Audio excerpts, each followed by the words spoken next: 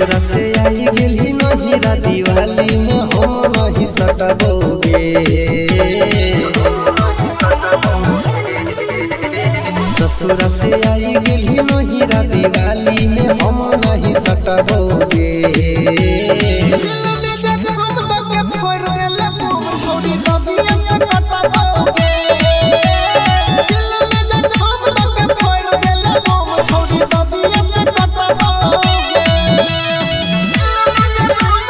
Radhika recording studio Saharsa.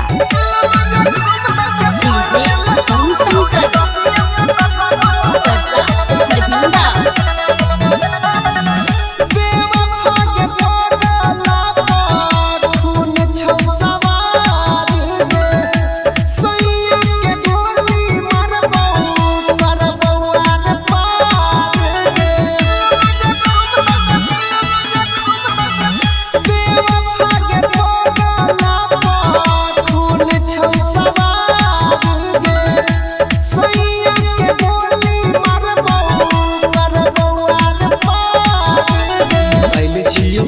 पर कौन छोरी पीछा नहीं हटबोगे।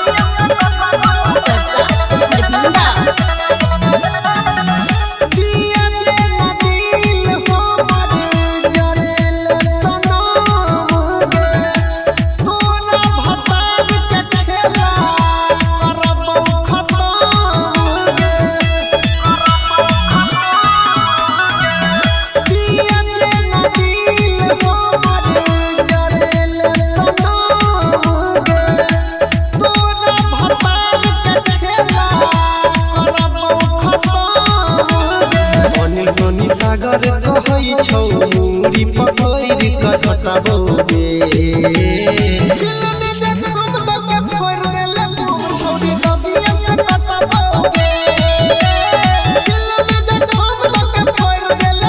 छोड़ी